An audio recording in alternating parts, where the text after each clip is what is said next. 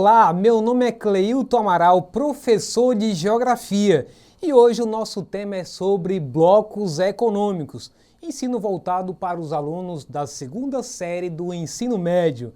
Então vamos olhar aqui para essa tela para você entender. Veja que os blocos econômicos estão presentes em todos os continentes do mundo. E com esses blocos funcionam como se fosse uma gincana. Já participou de uma gincana na sua vida, não é verdade? Então você vai fazer a escolha daqueles que poderão dar motivos para você ganhar uma competição. Assim funcionam os blocos econômicos. Você escolhe aqueles países que de alguma forma, do ponto de vista econômico, vão trazer uma vantagem para você, diante dos outros que competem com o seu grupo. Então vejamos daqui para frente como é que funciona a dinâmica dos blocos econômicos. Os blocos econômicos são classificados em 4 tipos principais. Presta bem atenção nesse detalhe, que ele vai ser muito importante para você entender o decorrer da aula, tá certo? Então olha só, zona de livre comércio, união aduaneira, mercado comum e união econômica e monetária. Vamos ao primeiro deles que citamos. Na zona de livre comércio, há a redução ou até mesmo extinção das tarifas aduaneiras entre países de um mesmo bloco econômico. Como exemplo, o NAFTA, ali entre Estados Unidos, México e Canadá. Na União Aduaneira há a inclusão da Zona de Livre Comércio incrementada à Tarifa Externa Comum, o TEC, em que os países membros adotam as mesmas tarifas para suas exportações e importações. É o caso do Mercosul. O Brasil, quando faz uma combinação com a Argentina, digamos que a gente compra deles o trigo e ao mesmo tempo a gente busca alguma coisa que possa compensar esse tipo de relação. Então isso é o que vai fazer com que essas tarifas sejam iguais. Então se está 20% para tal produto, é 20% para outro produto também, para não haver desnível nessa relação. Portanto, é chamado um bloco econômico que tem que ter coesão, senão não valeria a pena estar dentro de um grupo, de um bloco. No mercado comum, já é outra categoria, a mais avançada integração entre países que fazem parte de um mesmo bloco. Visa, além da eliminação das tarifas, como acontece no que a gente acabou de falar do Mercosul, a integração total, olha só o detalhe, total em circulação de bens, mercadorias, capital e pessoas. Exemplo, a União Europeia. Lembrando que quando se fala do Mercosul, isso não acontece de forma total, tem muitas restrições ainda. Quanto à União Econômica e Monetária, é quando os países do mesmo bloco adotam uma moeda única, de circulação livre entre eles. Exemplo, o caso do euro na União Europeia. Os blocos econômicos têm por objetivo de facilitar as relações econômicas entre determinados países, estreitando a relação entre estes e facilitando a comunicação. O maior intuito de um bloco econômico é diminuir ou eliminar os impostos em relação aos processos de exportação e importação de mercadoria entre países. Isso vai resultar, claro, num ganho maior para esses países que estão em um bloco, porque suas tarifas menores para exportação, isso vai ter um ganho real para as empresas envolvidas, e nas importações também, com tarifas menores, as empresas passam a ter um ganho real em relação a isso. Então, se a gente observar, todos os blocos econômicos ou formas de associações econômicas no mundo inteiro, elas têm sempre esse caráter de facilitar as relações econômicas, seja qual for, seja na África, seja na América, na Ásia ou na Oceania, vai ter sempre esse foco, o econômico. Além de ser um grande facilitador da relação econômica entre os países envolvidos nas exportações e importações, os blocos econômicos facilitam também a circulação de pessoas entre os países membros. Se você olhar essa imagem na tela, você vai ver que até os dias de hoje ainda existem restrições das pessoas circularem livremente de uma nação para outra, quando se trata de fronteira.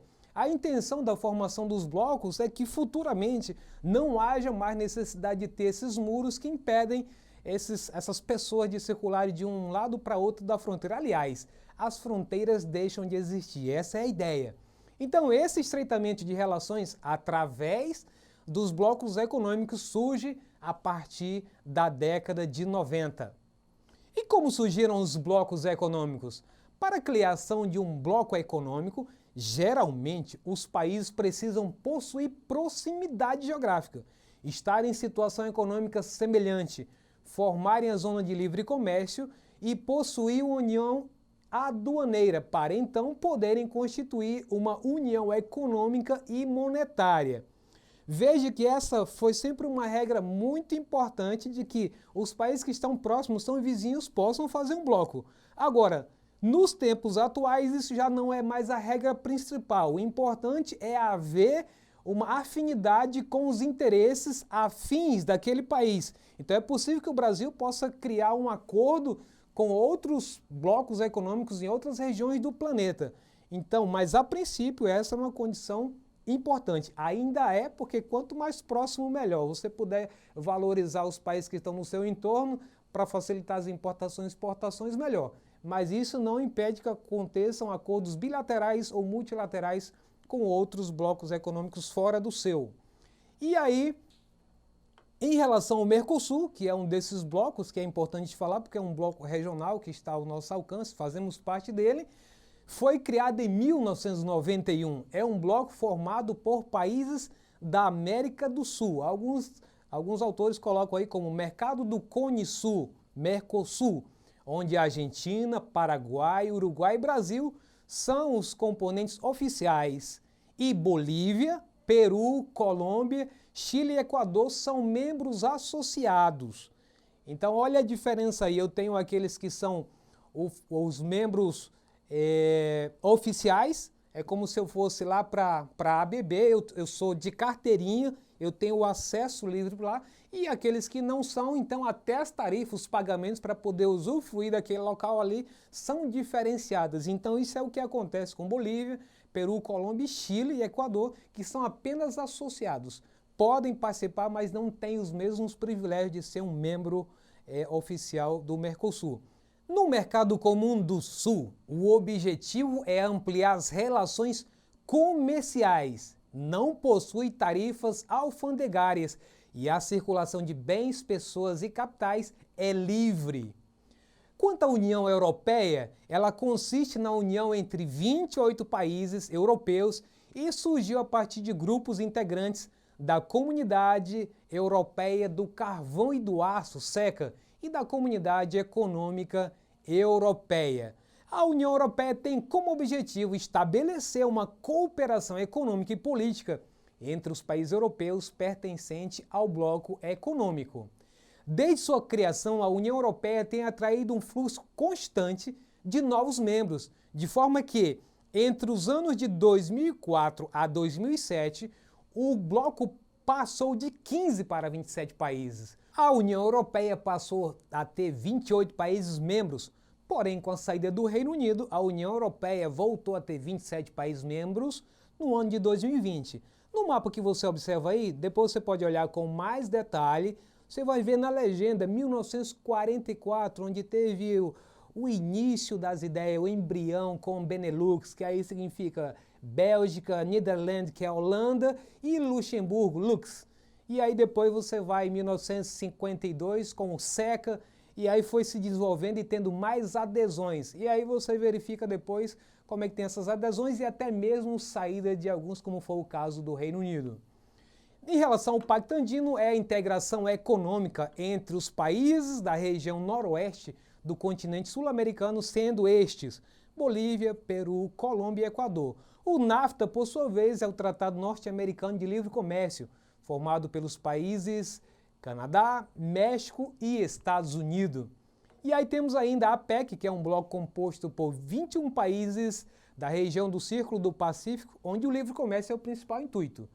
O SADC, ou Comunidade de Desenvolvimento da África Austral ou do Sul, foi instaurado após o Apartheid e atualmente engloba 15 países africanos.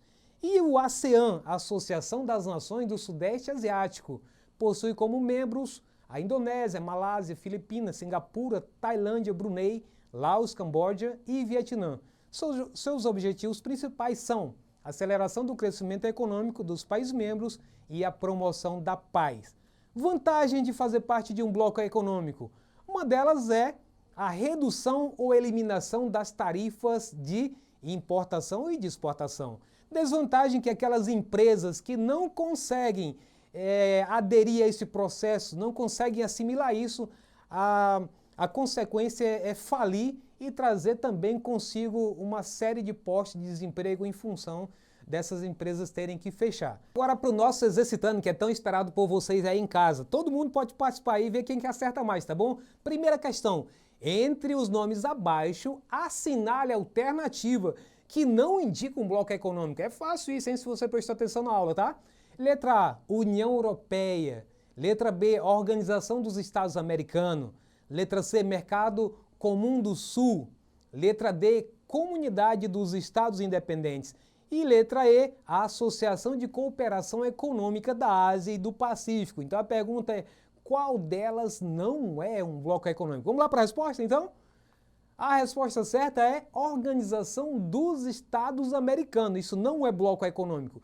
Então, com isso, a gente encerra a nossa aula por hoje. Agradecemos a todos vocês que nos acompanham. Se você quiser, então, acessar essa aula e muitas outras, inclusive os conteúdos, os exercícios complementares, acesse a plataforma da Eduque. Valeu, então, um abraço e até a próxima.